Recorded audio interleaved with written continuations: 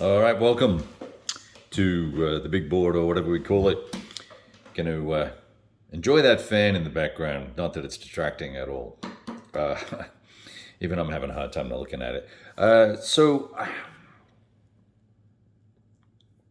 I guess one of the things that I struggle with as a gamer, and particularly given that I do a little bit of writing and video and stuff, is that I'm wary of over investing in a system if I don't think it's going to bear the fruit that I'm looking for, or if it's, let's see, if it feels like either what I'm doing is sort of jumping outside the bounds of sort of not rational, yeah, maybe rational thinking or standard approaches to games, or a little bit of reality slash simulation. If it gets a little too off. And the other thing that I'm also wary of is playing a game for an extended period of time and then realizing, oh shit, yeah, I put like 10 hours or 20 hours or 50 hours or 100 hours even into something and played it wrong, completely wrong. All right. And that would be really bad as well. So for instance, if someone came to me and said, oh, you've been playing the tactical combat system or OCS or lock and load tactical or World at War 85 or one of those games that I play a lot of, Great Battles of History. Well, I probably have played a lot of Great Battles of History wrong. But if I played a lot of those incorrectly, I would feel like, and hadn't received the experience that I was looking for or that I should have got, man, I would be frustrated and annoyed. And so I'm sort of debating this Grand Tactical system, this GTS system here. I've had issues with it in the past, just from having played it and not really walked away with a very satisfactory experience. Interesting, a little bit laborious, fascinating scale, great maps, great artwork, and all that sort of stuff. But I come away always going, I don't really know, right? And so now that I've got the camera set up here and we're looking at this and about to start the little campaign, it's a little one mapper, right? And it's something that I'm very interested in with GTS because I think the monster scale games for GTS are just too much. They're great for cons or whatever, and I'm happy to set up a big monster game. But when you've got thousands of pieces and then you need to discreetly choose the order in which you're going to do things. So should I move the infantry first, or should I barrage first, or should I move the armor first, or should I move the armor third, or should I barrage later? Or there's so many choices. And then should I use a second activation for this guy by spending a command point now, or should I move him later and then use a second command point? There are many, many, many, many decisions that are required. And then there's also a significant number of die rolls that go with all of that to make corresponding choices. So opportunity fire. Do I want to try an opportunity fire now? Roll a die. Oh, I missed it. Do I want to try an opportunity fire now? Yeah, I will. Roll a die. I missed it. Then rolling for the combat result, and I just roll all the dice together. I roll for the combat result. Well, I roll for the TQ and check if it's an opportunity fire. I roll the die for the result, and then I roll the die for TQ check for the party that's being shot at if they need to make a TQ check. So I just roll 3 dice to save the what do I have to do thing, and then just keep the numbers.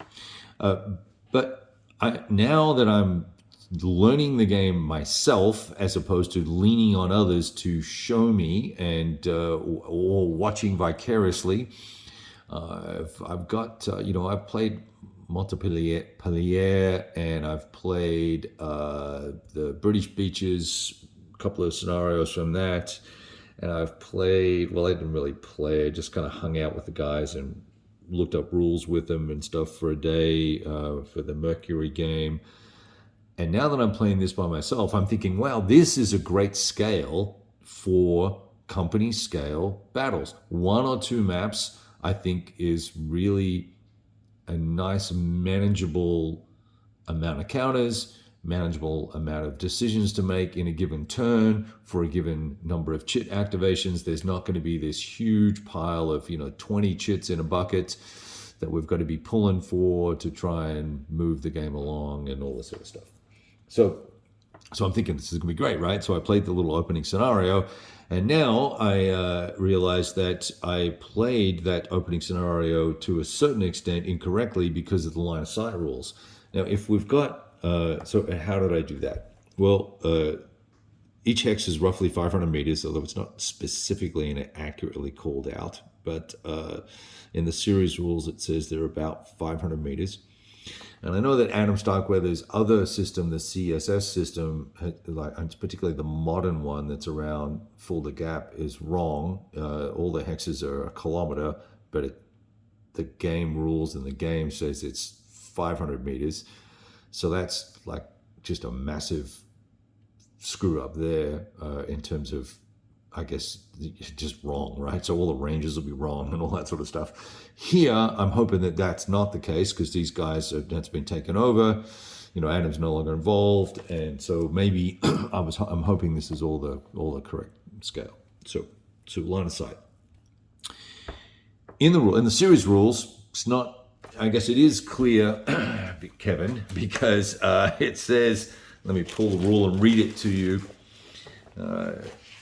Because it uses the either or terminology. It says the line of sight, hang on. Crest, slope, and ridge hexsides are special cases of blocking terrain. Crest, slope, and ridge hexsides block a line of sight crossing them unless the crest ridge hexside is part of either the firing unit's hex or the target unit's hex. I read that as if both units were adjacent to a crest. This hexside here is a crest. Let's zoom in here, right? These are hexsides that have crest slope things on them, and they're called crests in this particular game, I believe. Where's the back of the rules? Just double check that.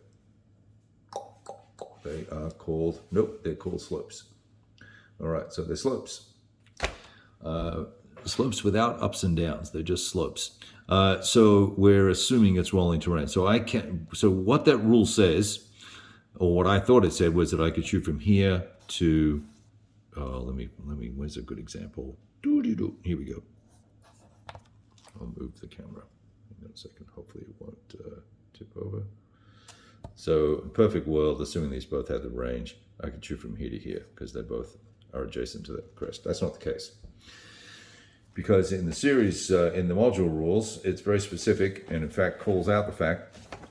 It says, yes, line of sight is blocked between two units, both of which are adjacent to crest hexsides. Crest hexsides have no effect on movement or fire, blah, blah, blah. Now, what I would add there, if we're going to be pedantic about this, I would have said in that rule, hey, obviously if you're adjacent, then it's okay, right? You can see each other. But technically the way that rule's written, if you were both adjacent, you wouldn't be able to see each other. And obviously I don't believe that's the intention, but it's more that there's some intervening space and you're both at a crest here. So here's my thing with this, and I don't know why it's taken me 10 minutes to say this. With the system, when I look at the map, I go, oh, okay, well, this is some sort of plateau-y area, and we know it's not flat, right? Or we understand it's not a freaking pancake. We get it. It's undulations and all that sort of stuff. But all these little terrain pieces here, these are all little valleys, and I don't know, there's streams in them, right?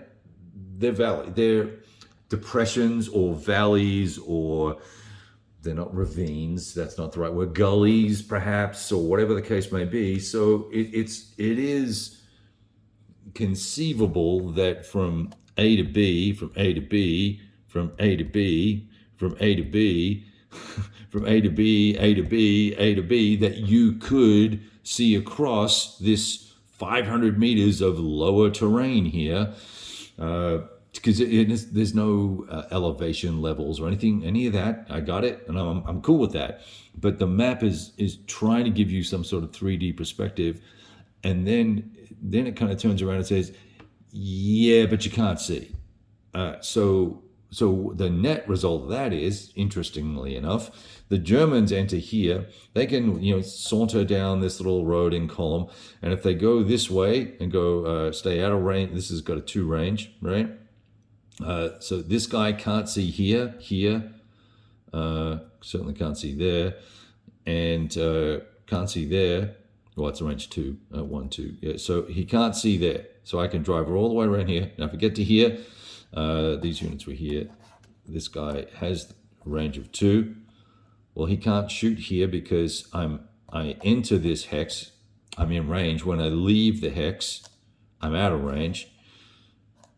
So I guess maybe he can actually get a shot off there. That's probably the one place where he can get a shot. But I can do this. I can go that way. All right. So now I can move my units all the way down to here. So I can move this entire force in some way, shape, or form down into this area, capture this, then this guy could convert to foot and finish his movement up here, or probably even just convert to foot and when I say foot, dismount, basically move out of column, step out of column, and then go to there. So that is just an odd, to me, circumstance. So I could actually get all these guys down and around here, and then when I get my regimental activation, I'm just going to go to town on this unit and then capture this really critical zone here, because it's a network of 4 roads that all sort of lock up this side of the map, and the 4th Armored comes in over on off screen, off this way. There's one bridge that it can come across on, so I can push down this way now and set up a, let me show the camera, and I can set up with some opportunity fire zones here, or shoot, I can make them assault across the river, right? Now, there are other units that come on the map for the Allies that will probably come in down around here somewhere and, potentially prevent some of that. But it just seems, I'm having a hard time getting the time scale and the map scale and this line of sight thing reconciled so that I can make either smart choices that feel pseudo-realistic or realistic enough that I'm not doing something stupid and I'm not making a mistake, number 1, 2, 3. And then am I doing things that tactically make sense as well, right? One of the things that you want to be able to do with these guys is, as we've mentioned before, is get a unit adjacent, and that stops them from doing any sort of opportunity fire, right? They can only fire at this guy. It's just one of the rules. And this is, I think, one of the other things that potentially bothers me about the GTS system and the other systems that Adam's written is this rules for effect. So he wants a certain type of thing or action to occur. So he writes a rule to justify that or make that happen. And it may or may not be realistic. And I'm not saying that that's not realistic. Just, obviously the closer units are to you, the more of a threat they present to you. So you probably want to focus on them first. But by the same token, if I've got AT guns here and a company of infantry, the AT guns are going to be focused primarily on perhaps trying to shoot some armor that's looking to flank around me, while the infantry fight the other infantry that are approaching me or engaging me at a closer range. Arguably, that's what I would do, I think. The AT guns, they might have some HE rounds and stuff like that, so they can probably shoot, but, I'm probably going to let the infantry do the infantry job and let the AT guns do the AT job. So I'm betwixt and between here of throwing my hands up in the air, and I don't know whether I'm getting spun up around the axle on the line of sight stuff, and I need to just let it go, Ripley, like stop grinding Ripley, or whether I need to bug out and nuke it from space. So anyway, little mini rant, little mini confusion, little mini frustration, commentary. I'm not giving up all hope yet, but I am failing to see the attraction here with how this is all sort of panning out. I think the other aspect here is that there seems to be some sort of level of brigade, battalion command stuff missing. I know there's leader counters on the board, but I think it's battalion level command that's missing out of the game as well. There's these divisional commanders that allocate dispatch points and command points, and then the regimental commanders do stuff, but there's no battalion commanders. There's the leaders on the map, I guess, but there's one leader per regiment. So if we're going to have some sort of command, why are we skipping battalions? Certainly don't want to have a whole bunch of command markers on the map, but maybe there needs to be, well, maybe there could be, maybe there's no need to have that. I don't know. Anyway, that's another minor point. I'm not really fussed about it. It kind of all kind of works, but just confused about some of this other stuff. All right, tell me what you think. Am I crazy? What am I doing wrong here? Help me out.